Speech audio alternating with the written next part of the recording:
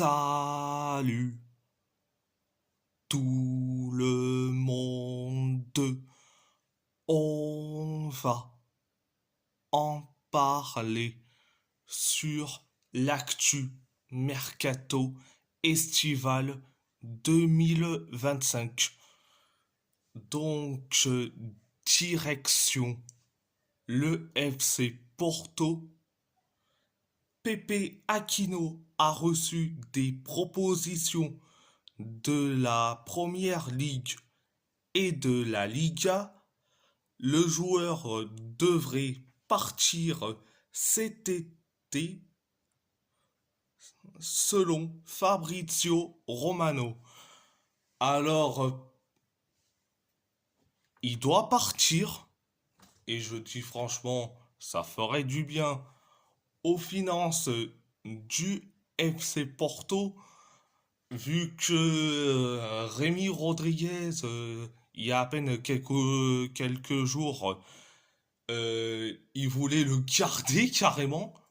Carrément, il voulait le garder. Donc, ça ferait du bien qu'on le vende. Donc, c'était la première information. Deuxième information, les 9 joueurs qui devraient quitter le FC Porto cet été selon Abola. Samuel Portugal, Octavio Ataide, Zaidou Zanussi, Marco Grujic, André Franco, Gonzalo Borges, Pepe Aquino, Dani Namasso et Denis Gull. Concernant les 9 joueurs, donc, il n'y a que les 8 joueurs qui doivent partir, sauf un seul, Denis Gull.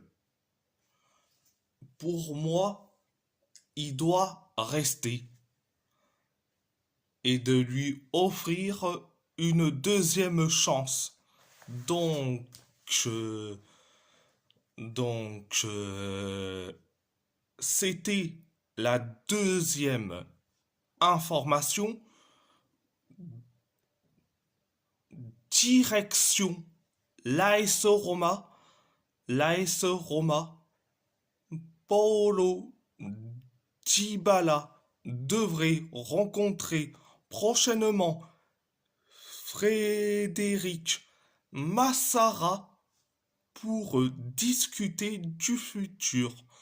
La star argentin serait prêt à prolonger son contrat de 2 ou 3 ans, ce qui permettrait à la Roma d'étaler son salaire selon la Gazzetta dello Sport. Donc, c'est très très bien que Paulo Dybala aurait une discussion avec Massara, donc je suis très content. Donc, c'était la première information. Deuxième information, Marash Kumbula, futur incertain. Le prêt de Kumbula touche à sa fin. Convaincu par ses prestations, l'Espagnol aurait fait une offre d'achat pour 7 millions d'euros, déclinée par l'Aroma selon Tutto Mercato Web. L'Albanais souhaiterait avoir sa chance pour convaincre Gasperini selon Sky Sport. Donc je l'adore Kumbula, mais je dis franchement, il faut partir, mon grand. Il faut partir. Même si t'es très gentil, mais il faut partir. Donc, c'était la deuxième information. Donc, direction l'Athletic, l'Athletic Bilbao. Urko Itzeta a prolongé, a prolongé son contrat jusqu'en 2027.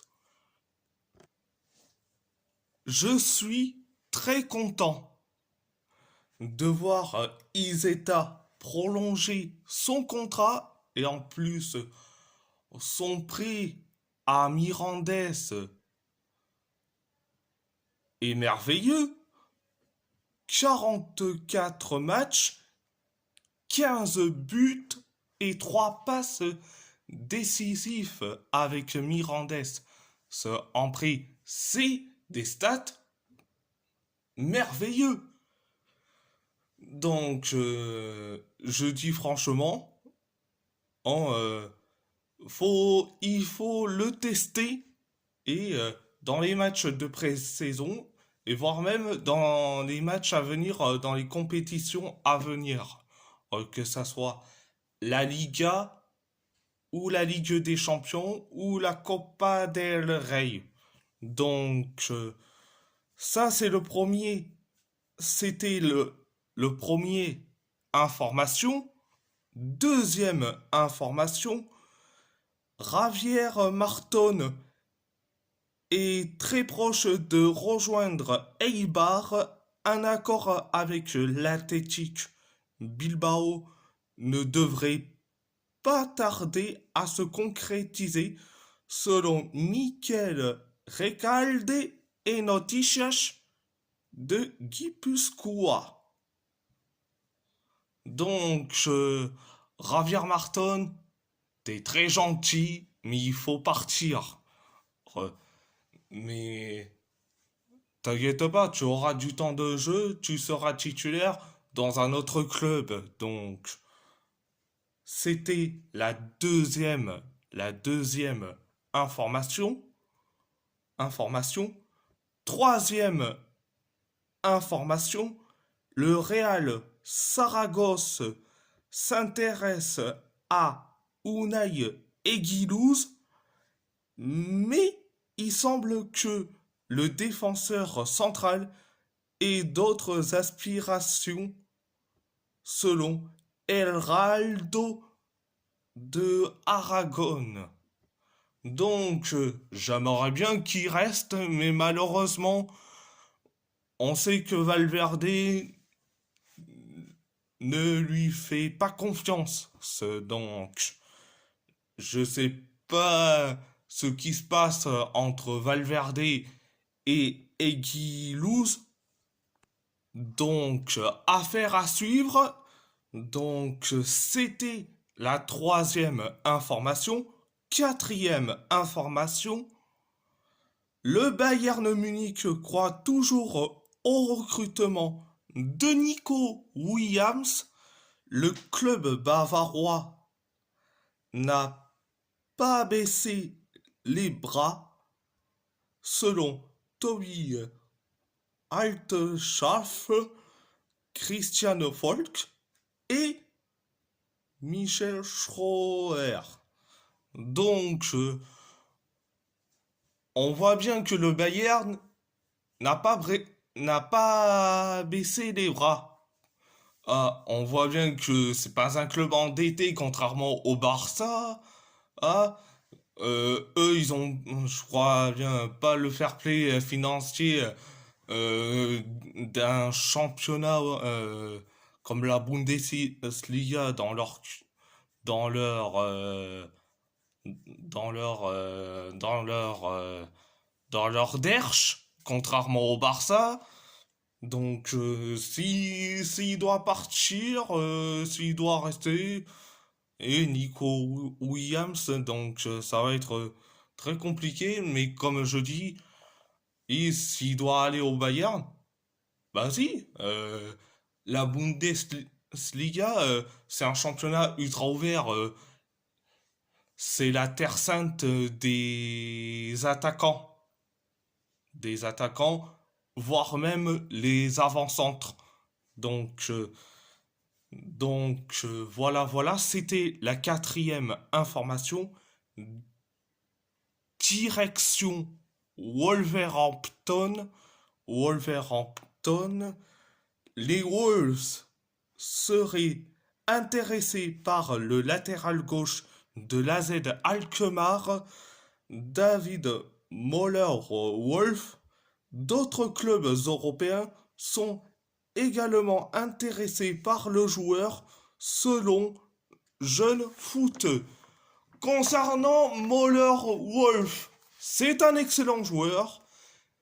C'est un latéral gauche. C'est un latéral gauche, donc il faut le recruter. Vu que pour Hugo Bueno, oh, c'est soit il reste ou soit il part de Wolverhampton. Aitonori est déjà parti et donc il faut le remplacer par un autre latéral gauche. Donc Moller Wolf, c'est celui qu'il nous faut. Donc c'était la première information.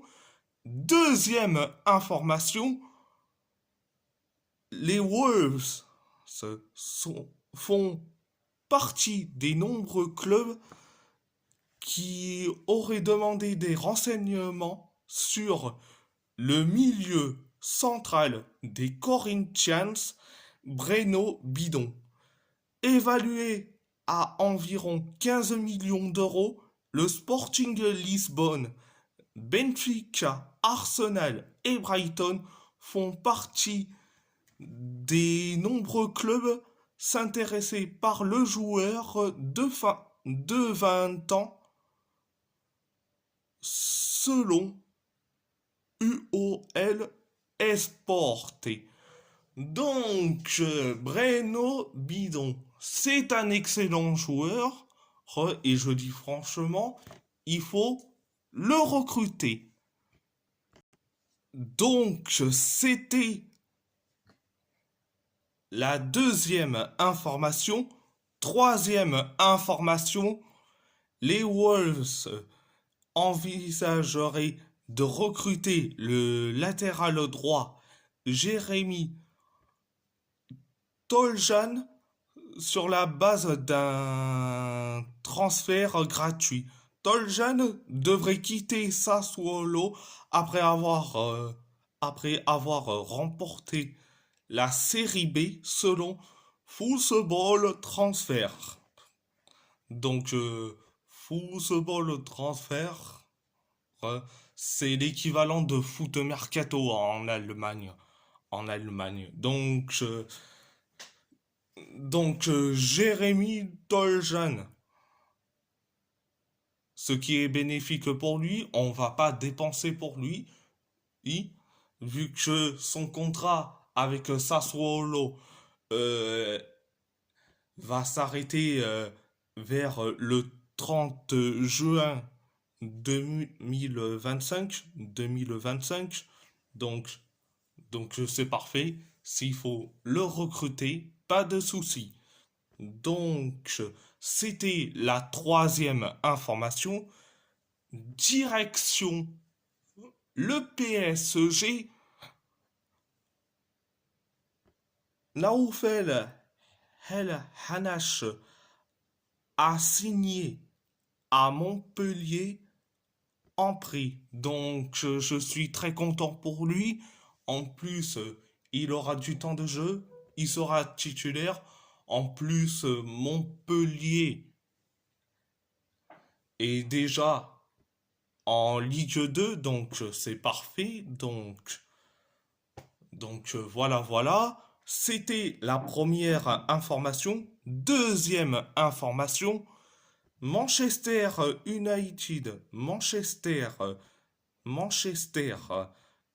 United étudie la possibilité de recruter Warren Zaïre-Emery. Le PSG a fixé son prix à 100 millions d'euros. Paris n'exclut pas complètement en une vérité et si un club atteint ce montant. United a entamé des discussions préliminaires avec son entourage et aucune avancée immédiate n'est attendue. Les conditions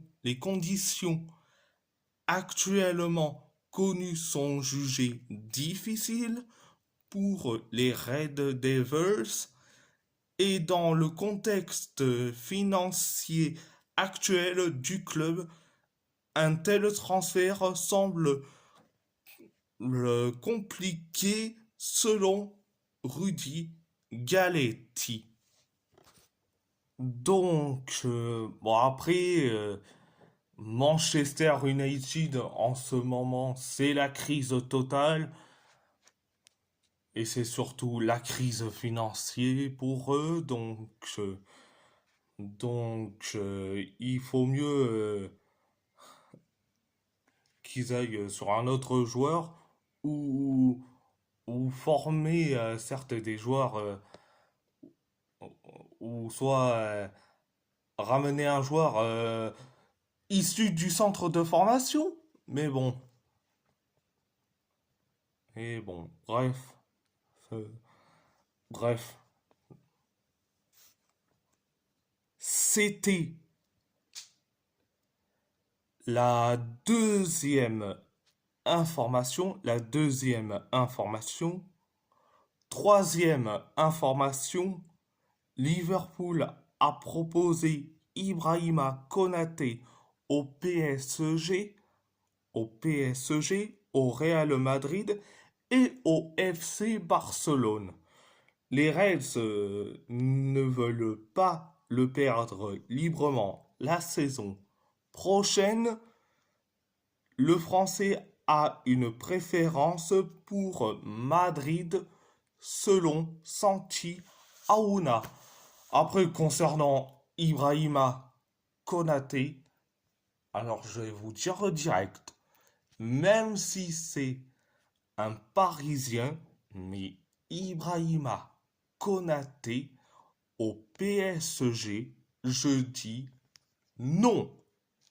N-O-N. Non. C'est bon. Bon, des mecs qui se chient dessus, stop un peu. Franchement, stop. Donc, c'était la troisième information. Information. Quatrième information. Information. Le PSG n'a pas mis Gonzalo Ramos sur le marché et Gonzalo Ramos n'a pas l'intention de partir. Le PSG le conservera sans le moindre problème, autant que son prix d'achat à hauteur de 80 millions d'euros est de nature à dissuader les courtisans éventuels, le selon Josué Cassé. Donc, c'est très très bien que Gonzalo Ramos soit conservé et en plus, c'est ce genre d'avant-centre qu'on a besoin, hein, qui soit titulaire ou voire même un super sub. Il est phénoménal. Qu'il soit titulaire ou sur sortie de banc, en mode super sub. Donc voilà, voilà. C'est tout. Et si la vidéo vous plaît, abonnez-vous à ma chaîne YouTube, likez, commentez si vous avez envie ou pas, c'est votre choix. À part ça, je vous laisse et merci beaucoup, un grand merci beaucoup.